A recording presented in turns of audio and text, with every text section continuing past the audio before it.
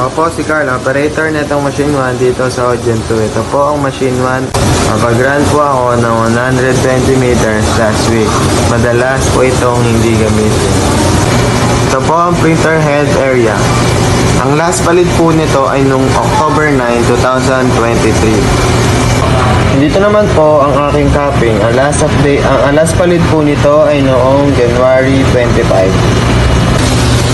Ito naman po ang tamang pag-head clean.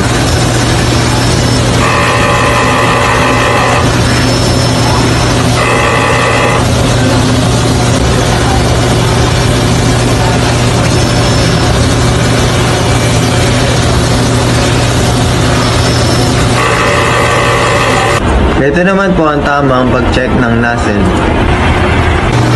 Ito po yung nozzle check niya. Dito naman po ang stocks at unused stocks. Sakto lang ang stocks namin na good for 1 week. Ito po ang aking waste tank area. Ang last disposal ko po ay kanina lang. Ito naman po sa kabila ang aking AVR na may 3,000 volts. Dito naman po ang aking ground wire. Dito naman po ang aking ink system na naka-level. Consumables naman po, nag-consume ako ng 4 na white, isang black, isang yellow, 4 na powder. Dito naman ang aking daily maintenance checklist.